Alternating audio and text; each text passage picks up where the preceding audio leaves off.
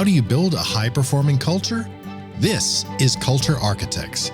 Candid conversations with extraordinary leaders sharing their biggest successes, failures, and lessons learned on their culture journeys. Here's David J. Friedman. Welcome back to my conversation with Chris Gheysens, the CEO of Wawa. Last time, Chris joined us in articulating what it is exactly about the Wawa stores that makes them so appealing to customers and associates alike. We also started to get into how Wawa finds the balance between being results-oriented, but also caring about their people. In this episode, Chris shares more stories to this point, and he continues to take us behind the scenes of that culture that they're building at Wawa.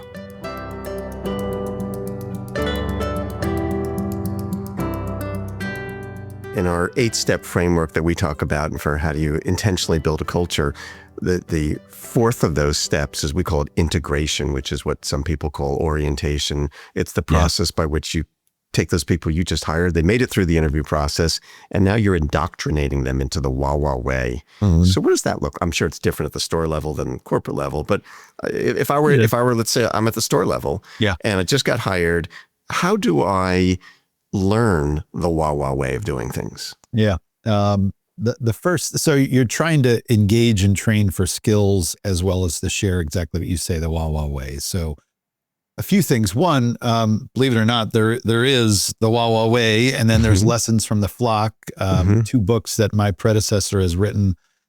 What I find, David, is fascinating, especially when we go into new markets, is even a customer service associate, a cashier will say, boy, I've read the books about your company. I wanted to know what type of company you are and how you treat your people. That's why I'm here. That's why I'm interviewing. That's why I've joined the company.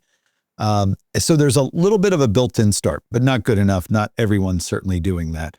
We've adjusted our onboarding process to be both skills-based and as well to give a heavy dose of what our culture is and some of the expectations. There's some vignettes in there. I'm sadly in there still, but many leaders just to try to give a sense of what our culture is about.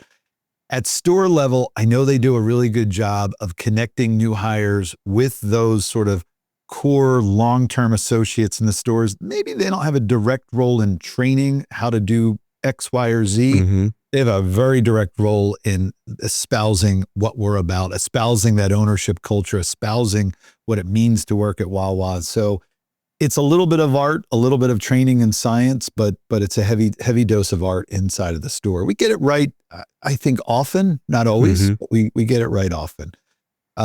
Here at corporate, we've figured a pretty robust system focused at no matter which role you're on. Orientation, for example, I just witnessed this morning. Orientation stopped on Mondays. We have our new hire orientation for the week or every 2 weeks. There was about a dozen people. They stop at the coffee island. We have coffee in different parts, as you would imagine, our corporate office, and they teach them how to make coffee. Why is that? Because one, everyone at store level knows how to do it. And it says store support center at the front of our building, not corporate office or things like that. And by the way, the expectation is there's a hustle and ownership and take ownership mentality here. When you go to the coffee island, on your second day of work here and the regular coffee is out, don't just take another flavor and move on. Fill the regular coffee. I've been late for meetings here more often than not because the coffee's empty. And if I'm the last one, I'm making coffee again. Wow. You don't know how many people who I've seen there that are new to Wawa say, wow, the CEO knows how to make coffee like that. Of course, by the way, make it at home too. Not only knows, but takes responsibility for it. So it's some of those little things carry much more water and weight when you're describing your culture and orientation than almost anything you can put in a video or on a piece of paper. So we try to do those things and then assign a cultural buddy to everyone who's starting here that really has an understanding, because I think as good as we are and as rich and strong as our culture is and the work that you do, I'm learning, we have not clarified it in behaviors effectively enough. I think. And it's one of the things that I'm taking on and trying to do more of. Yeah. So You had told me when you and I had breakfast together, you were telling me about that there are some places, I think you were telling me a story about in Florida, perhaps it was, where your expansion, your pace of expansion was perhaps, these are my words, but was perhaps outpacing how well you were indoctrinating the culture and caused you to say, we got to pull back a little bit and slow down. And I found that really fascinating that, we talk about this dichotomy you were describing between results and growth and our culture, that you were willing to slow down that growth in order to kind of retrench and make sure we get the culture right. So talk to me about why that's so important. Look, culture is our biggest competitive weapon. I'd love to tell you we sell some highly unique product and service that you can't get at one of the other 154,000 convenience stores or 18,000 McDonald's or Starbucks or Dunkin'. What we sell is an experience and a promise, and it starts with a relationship between a customer service associate and a customer. And meeting that promise, we expect to give them clean, fast, fresh, friendly, and maybe we overemphasize friendly. Yes, and I don't. My marketing team, if they heard this, would say, "Hold on, we do have great products. Yes, we have great products at a great price. Of course, there's the pitch." But at the end of the day, we're only going to be as good as each of the customers. We don't really talk about total sales here. We don't talk about total customer count. I threw out earlier 2 million customers a day. No one cares when they go up to the coffee counter or at the register or they're waiting for a sandwich to be made that we serve 2 million customers a day. They care about that moment and how they were treated. And that's what we talk about, these moments of truth. So, we weren't really good, I would say a decade ago plus when we went into Florida about measuring culture. We were using really engagement surveys as a proxy. And I think at best they're a loose proxy for that. But what we do in our culture is we're very high touch. Our leadership, our senior leaders, and really the top 50 leaders are in stores often. And there was just a constant feedback, self-observed, as well as some of our other leaders, that one of our geographies in Florida, as we were about year 2 and starting some more aggressive growth, it was suffering from a culture perspective. And David, I couldn't point to an exact conversation, but it was just the way you were interacting with leaders when you were in the stores and associates, and some of the words and phrases they were using, the feelings they were having, the engagement. Then we would talk to some customers through customer research and also some of the customer. I believe culture and our culture and our service are really tightly linked. And so when you see culture start to have some challenges, a lagging indicator is going to be, you're going to start to see it in service indicators.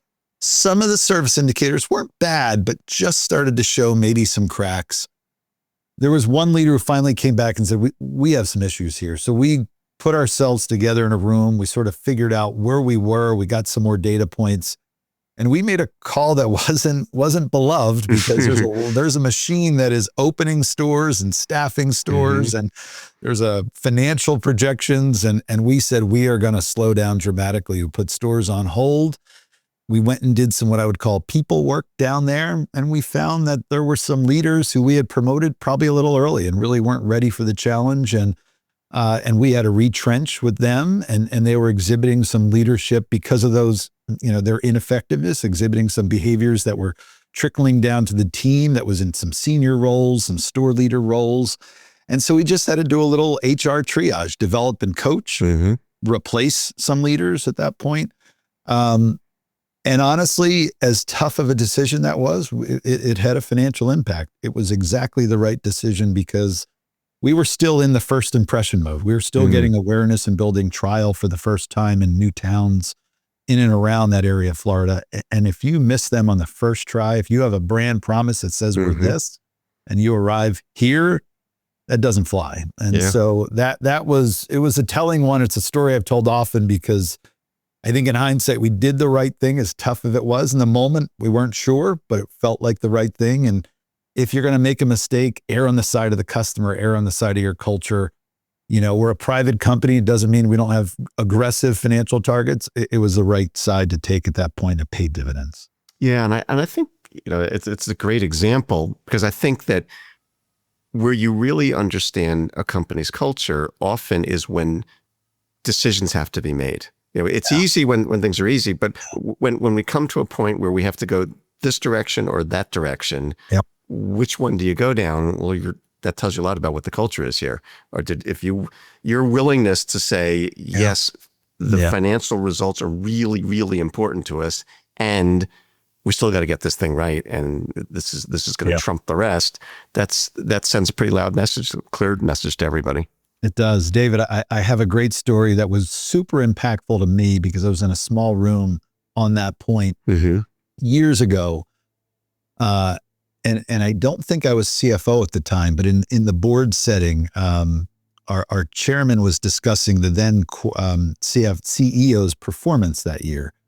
And just talking about some of the things that he had accomplished. That year in particular was a really tough financial year for us, the beginning of the year. And we did some, what I recall as amazing pivots to really change tactics to really win the year financially.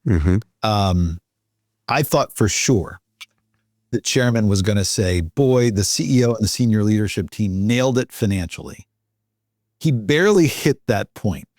Instead, he said the greatest accomplishment that the CEO had, not just maybe in that year, but in his career, was the creation of what I talked about earlier, this internal care team that we had benchmarked with some other companies, learned what they did, and then we instituted and implemented this in a much grander scale. And he said, if there's anything more relevant and needed around our culture is trying to support our associates because we're people first. And, I'm paraphrasing his words. Right.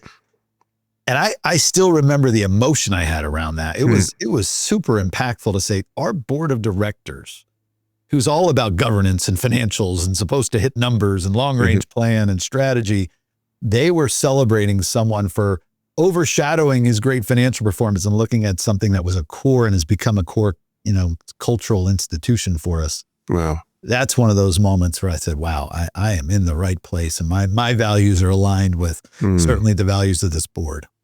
And I'll tell you just a quick story of the opposite of that. So I was talking to, and this will kind of get you, I was talking to a bank in the Midwest who will remain unnamed, but I was talking to a bank in the Midwest, and this bank was making lots of acquisitions of community banks and putting them together. And I had been referred to a person who was sort of a regional director of 5 or 6 of those regional banks, and she had heard about the work that we do, and she was really interested in implementing what we teach people to really be much more purposeful about their culture. But she needed to go to the CEO of the big bank in order to get permission to do that. And when she went to the CEO, he told her, "We're too busy for that stuff.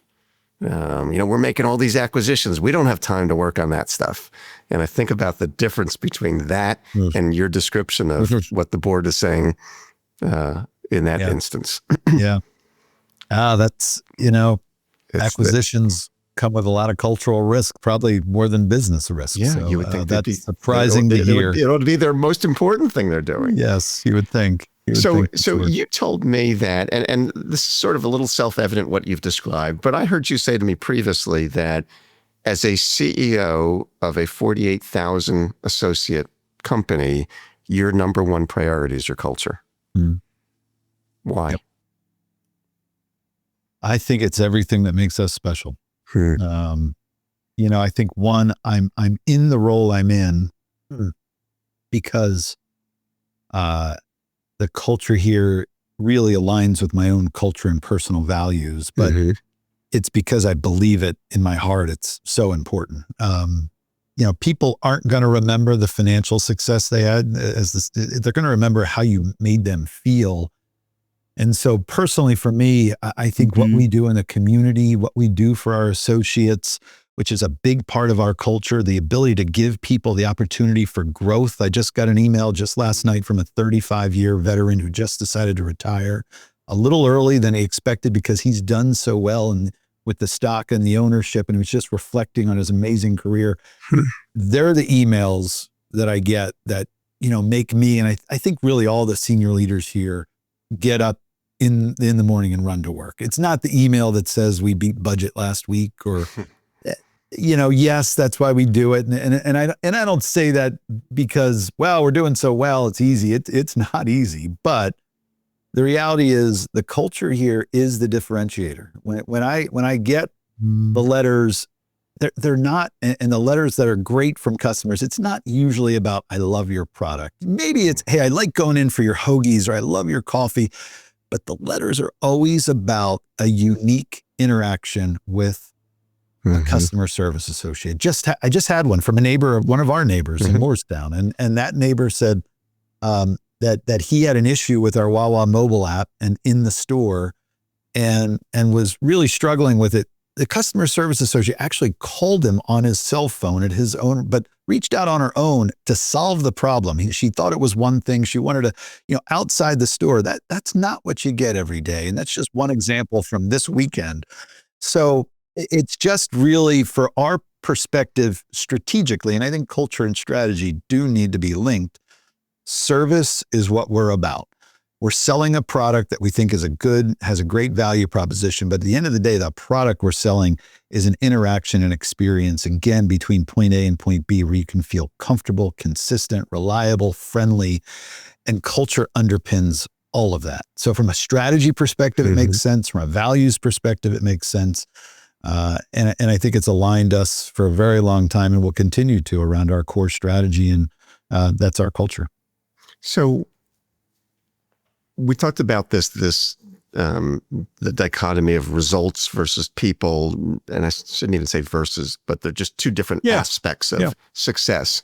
So for those who would question the return on investment, you're a finance guy, so you must ask this a lot, but how do you, if at all, quantify that investment that you make in culture?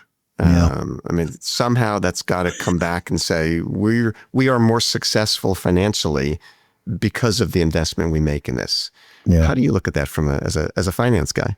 We don't have any formulas or discounted cash flows on that. I will say Harvard actually came in and studied us years ago to try to get under that, this idea of culture, and in that case, even ownership, ESOP ownership. Is there a value? They concluded there wasn't a quantitative perspective necessarily, although they tried. I would tell you, from my perspective, we just look back at decisions that we've made, and the continued aggregate growth of the company and the success we have.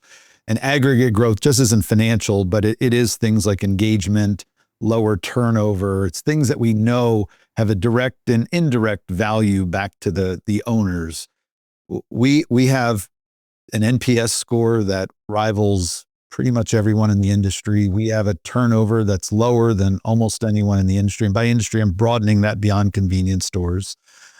We have sales per location that would be the best in class. So there's a lot of measures, and it's a little bit of chicken and egg. Is that good strategy? Is it good product? Is it good culture? It's hard. And I know when to call it quits in those analyses and just say, you got to believe. And we got to believe, and I would point to, through COVID, if you think about us as a retailer and some of our starting wages during COVID, when the government started to lay on additional federal and state level unemployment benefits, you could have gotten paid actually fairly handsomely more to stay at home and receive unemployment than to work at Wawa during COVID, which we were open as an essential provider. So we had amazingly very few people, very few, I want to say like less than a dozen out of all of them, quit because of that. And that was such a stressful moment for me. I remember that Monday when the extra benefits were going in, thinking, oh my gosh, our store's going to be empty of associates. And when I talked to associates, I went out and talked to a lot of them. Why? They're an owner. We've treated them well. This is a place where I can grow and learn and be challenged. This is a place I love. This is family. These are my people here, my customers, my town, my fellow associates. I'm not going to leave them. That's culture in a moment where it mattered really significantly coming to life. So a lot of those moments, I think you measure and chalk up and put on the scoreboard as a cultural moment, but it's hard to say it equaled this in terms of sales or impact. So But at the end of the day, it's what it's all about, in my opinion, because we're also fighting for talent. Mm-hmm. And, we've lost people, and I go into other retailers and they're there, and, sometimes they'll know me and they'll run over to me and how can I get my job back? I want to come back because of it. And so there's a lot of moments where you're comparing and contrasting. Again, David, I don't want to tell you we're perfect or sound like the Pied Piper of culture, because we're not. But I do know that it matters. And I know I have to think about strategy. Sure, I got to think about the inner workings of our board of directors and governance, but there's not a day that goes by that I'm not thinking about culture in one way, shape, or form, either in mass across all our stores or in unique places within targeted parts of our organization. Wow. So what's the biggest mistake you've made about culture? Boy, I want to believe that culture's impacted and influenced by every single person. And it is. There's an outsized impact by the most senior leader. Absolutely. So I've found that over the years that it does matter when I get in the lunchroom, go to get lunch downstairs, and how I walk through. Yes. I have contact lenses as a prime example. And I had an issue with my eyes for a long time. They were always red.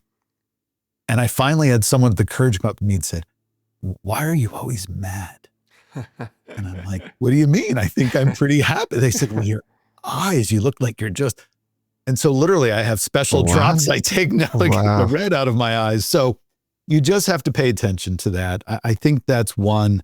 And then listening is the other. I think culture is a great big feedback loop all the time, unless you don't want to listen for the feedback loop. And so, I remember as a newly minted CEO, I'd been in the company almost 15 years at that point. I went and did that listening tour that we're all told we have to do. And I remember being in stores quite a bit. And in the role for a period of time, a few years before that, I was a bit more removed from the stores. So I was getting a little bit more back into the flow, but knew a lot of people. I remember I was in a store, Chesapeake, Virginia. I remember the name of the individual there, the leader. And I felt like, David, long story I'll make short, that I just wasn't really getting the truth. I felt like I was being told what people wanted to hear. And that was not the Wawa culture as I knew it and as I had lived it. And so I pulled this leader aside in that last store and I said, "All right, what's really going on?" And I described this feeling I had to him. And I give him credit. He retired, doesn't work with us. I saw him recently. And he said to me, "Do you really want to know the truth? We're not allowed to tell you the truth anymore. That's the way we feel." Wow. And I said, that was as big of a shock. And there was some leaders that had run through that team that just had a different style of working. They were managing the noise coming up from the field as noise and not as real feedback and moments of truth.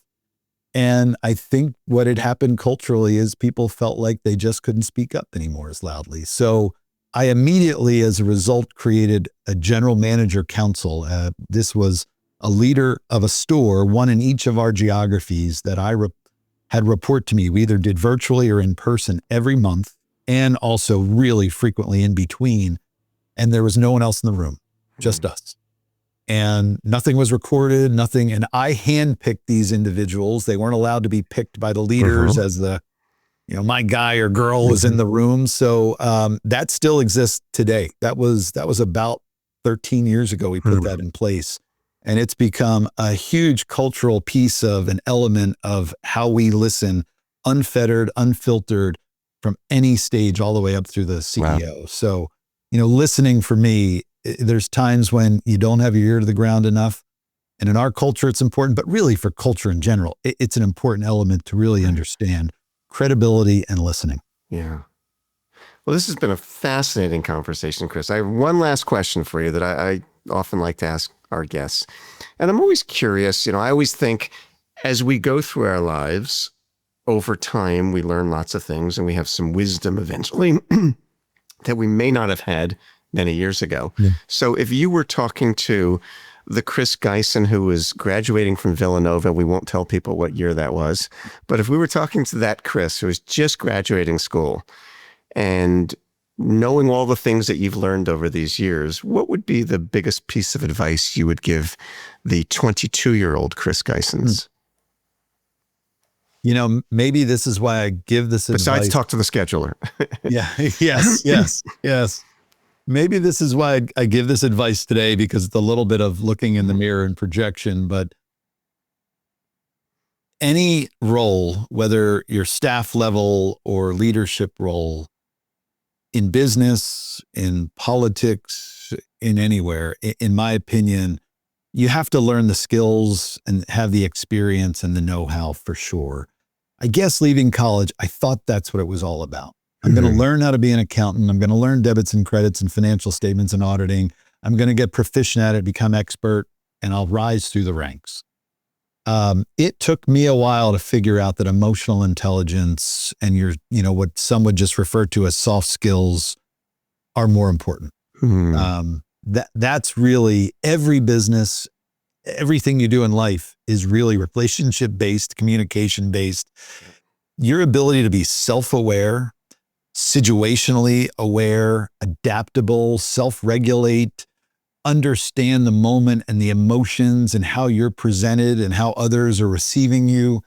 That is as important as anything I could know and understand as the competencies around being a good CEO or a good leader. So, it took me time to appreciate that. It took me quite a while to appreciate that. So I'd probably go back and give myself a little kick and a little head start on getting after that. And I think ultimately that starts with getting to know who you really are. Yes. And that does take time. You can't just come out of college and just understand that. It takes time and situations and failure and know-how and being thrown into situations that are uncomfortable. So it takes time, but I would have been hopefully more aware of it early on if I had that advice. Fascinating.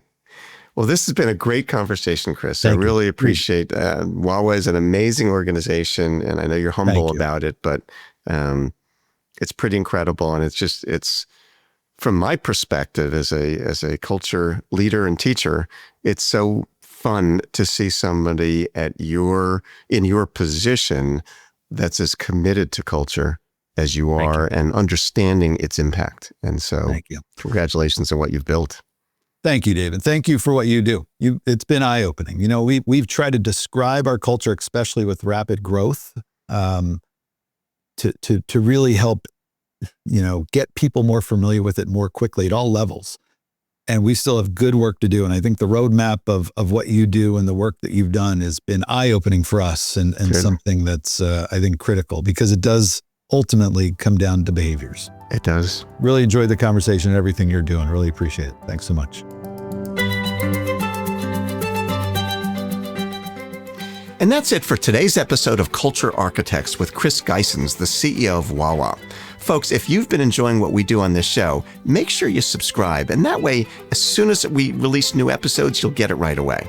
If you have a minute, I'd love it if you left us a review. And that way, more culture fans like you can discover the show. And lastly, if you want to learn more about building a high-performing culture in your team or organization, check us out at CultureWise.com. See you next time on Culture Architects.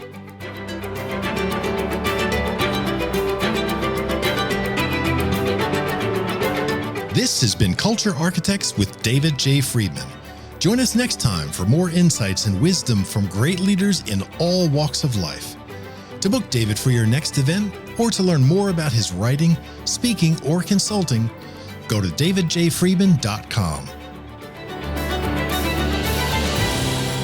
Culture Architects with David J. Friedman is a production of CultureWise.